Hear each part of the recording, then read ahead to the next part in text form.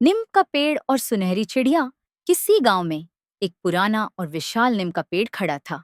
उसकी घनी पत्तियां गर्मी में राहगीरों को ठंडी छांव देती थीं और उसकी कड़वी निम्बोली पक्षियों के लिए भोजन का स्रोत थी। पेड़ बरसों से वहीं था। उसने गांव के कई उतार चढ़ाव देखे थे। एक दिन उस पेड़ पर एक अनोखी चिड़िया आई। उसके पंख सोने जैसे चमकते थे और उसकी चोंच हीरे की तरह तीखी थी। गांव के लोगों ने ऐसी चिड़िया पहले कभी नहीं देखी थी।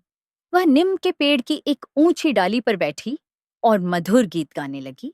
उसकी आवाज इतनी सुरीली थी कि सुनने वालों का मन शांत हो जाता था, जैसे सारी दुनिया थम गई हो। धीरे धीरे उस सुनहरी चिड़िया की चर्चा पूरे गांव में फैल गई। बच्चे उसे देखने के लिए पेड़ के चारों ओर इकट्ठे होते। बूढ़े अपनी कहानियों में उसका जिक्र करते और औरतें उसके गीत सुनकर अपने काम करती। नीम का पेड़, जो पहले सिर्फ एक आम पेड़ था, अब उस सुनहरी चिड़िया के कारण खास बन गया था। गांव का एक धनी व्यक्ति, जिसका नाम रामलाल था, ने भी उस चिड़िया के बारे में सुना। उसकी दौलत तो बहुत थी, लेकिन उसके मन में हमेशा और पाने की लालसा रहती थी।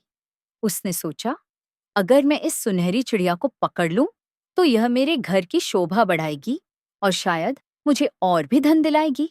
उसने अपने नौकरों को हुक्म दिया कि वे किसी भी तरह उस चिड़िया को पकड़कर लाएं।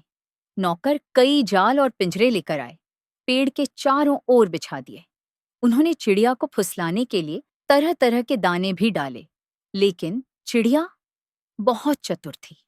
वह उनकी चालों को समझ गई और कभी भी उनके जाल में नहीं फंसी। रामलाल गुस्से से भर गया। उसने खुद पेड़ के पास जाकर चिड़िया को पकड़ने की कोशिश की। वह डाली पर चढ़ने लगा, लेकिन बूढ़ा नीम का पेड़ मानो उसे रोक रहा था।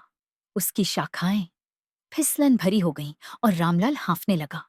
तभी सुनहरी चिड़िया ने एक मधुर गीत गाया। उस गीत में न तो कोई डर था, न ही कोई गुस्सा, बस एक शांत और करुणामय स्वर था। रामलाल अचानक रुक गया।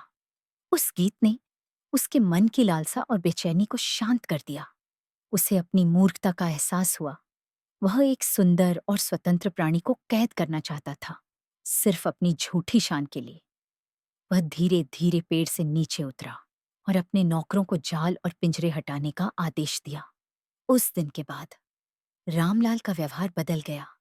उसने समझा कि सच्ची खुशी दूसरों को कैद करने में नहीं, बल्कि उनकी सुंदरता और स्वतंत्रता का सम्मान करने में है।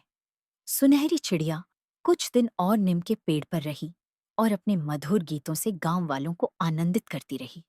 फिर एक सुबह वह उड़ गई। गांव के लोग उदास तो हुए, लेकिन वे उस अद्भुत चिड़िया और उसके मधुर गीतों को हमेशा याद रखते थे। नीम का पेड़ फिर से शांत हो गया, लेकिन उसकी छांव में अब उस सुनहरी चिड़िया की यादें बसी थीं, जो लोगों को यह सिखाती थीं कि प्रकृति की सुंदरता अनमोल है और उसे आजाद रहने देना ही सबसे बड़ी खुशी है।